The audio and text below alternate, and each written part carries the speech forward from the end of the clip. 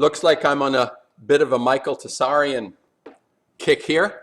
And I want to just put this on. He touches on something that's a profound thinker, a critical thinker who has done quite a bit of research into the occult, into the machinations of our situation, from a mental and a physical point of view, both. And what he touches on here, I feel that's important. What I've been trying to hammer away on my YouTube, and being the painter that I am, he's talking about a calling. He doesn't call it that. He's expressing what I feel about making a painting, and he touches on the idea that people say, well, how do I go about changing myself? What is it that I have to do? And people say, you know, do I do feng shui, or do I do aikido, or do I do meditation, or do I ascribe to some kind of a practice? And he actually, in this segment, he doesn't specifically address this. He does mention meditation. And this is what I've tried to explain to some of the people that come and talk to me when they look at my paintings, and they say, oh, okay, you make, oh, I like that painting, I like this painting. What do you do? How do you, you know, do you get yourself in a state, or do you practice a certain thing? And he says exactly what I feel, what I've said, is that it is the meditation. The work that we do is the meditation. It's not that I go and practice some kind of esoteric, some kind of special practice to get me into that state of emptying my mind. And no, the work itself is the meditation. It's not a matter of separating yourself into an activity that will deliver you. And he talks about the calling is essential in the sense that we are in pursuit of a predator, and we are being hunted in a sense by what I call Fukushima, the hunter, Fukushiva, who has been unleashed on us. We are now the prey of the nuclear criminal syndicate and from Fukushiva, and we are trying to hunt down this predator through history. He talks about the Atenas and Akhenaten, what I brought up many years ago. I said that we are subject to this conspiracy against our fundamental right as living beings. There has been a conspiracy against us in order to subjugate our creativity, our strength, our power. And the idea isn't that we always think of ourselves as being creative. It's not enough to be creative. We are all, every expression in consciousness is a creative expression. There is nothing particular or peculiar about this. What it is that we do with that, and what he talks about a calling. I'm going to play this now. I'm not going to say too much more. What it is that he expresses is the meditation that is a calling. And what I have, the only thing that I would add, and I'm not going to be critical because I think he has his own path, he has his own insight. What I'm bringing to the table through my own work, through my paintings, is what I call the part that separates the human being within this framework of consciousness, what makes us very different and special, from my point of view anyway. I don't know how a whale reflects on this critically. I don't know if there is a similar kind of critical thinking, but I call it conscience. And when he talks about being in pursuit of this predator, he talks about knowledge being the ultimate goal, but it's not the ultimate goal. Knowledge is a tool. Knowledge is something that empowers us to take the path that we need to take. But what ultimately is that which will make us successful, not just trying to, but what will make us successful.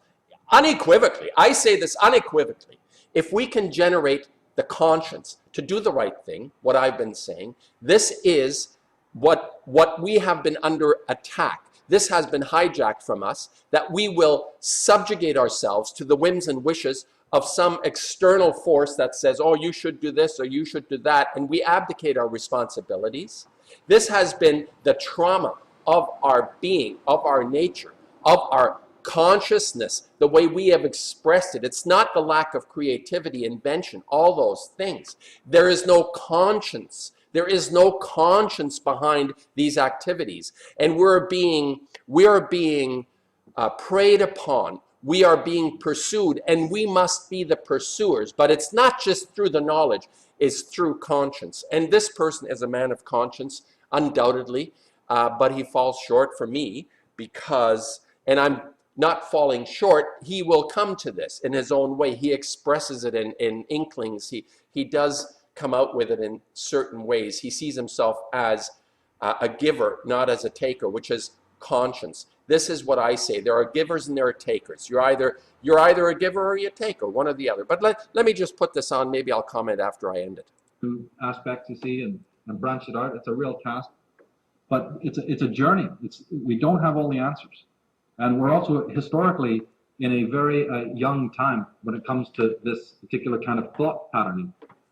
Because before, when we had Orthodox religion and we weren't allowed to think, we weren't allowed to travel away from our villages, there was no way that you could be independent. If you did, you ended up in jail or worse. So we are in a very, very, very recent times. We have the great privilege of having that level of Uranian freedom and mercurial freedom to even ask some of these questions and go about getting the answers. And that's training, that's patience, that's time, that's deliberation. You're on the track of a predator. You're on the trail of a criminal. And therefore it is absolutely the same as a hunter. He's got to know the terrain. He's got to sit out in the cold. He's got to learn about his predator. He's got to know that his predator is also watching him. This is the knowledge that I refer to as being a tool. He's saying that the knowledge gives us the ability to actually succeed against this predator, that we actually stop what is being done to us through this knowledge. He's absolutely right, but let me finish. He's got to learn almost to think like a criminal. It's a tremendous journey. It's not for lazy people. It's not for people who have given up their power, you see. It's not for people who just want to be running away from themselves and into all sorts of entertainment. It's not for pedantic people who go, you must get it right first time. You know, where are these guys coming from? You know what I mean? Yeah, who fuck off. Who are they to wave a big stick over anybody or piss on this knowledge like it's some dog trying to territorialize an area? Good They one. don't own knowledge. Nobody owns knowledge. Knowledge is for all mankind, and it's evolving as it percolates down through each individual human consciousness. Each person has the right to have a different angle on a certain thing. That's what makes it a beautiful parliament of voices. As we said, the bane of the world that is coming is the world of consensus and uniformity and conformity. This regimented knowledge, this regimented attitudes. Don't we see that all over the world? So in this area, which is occult, which is esoteric, which is alternative, we don't want any of that. We want to be able to make mistakes because we realize there is really no such thing as a mistake.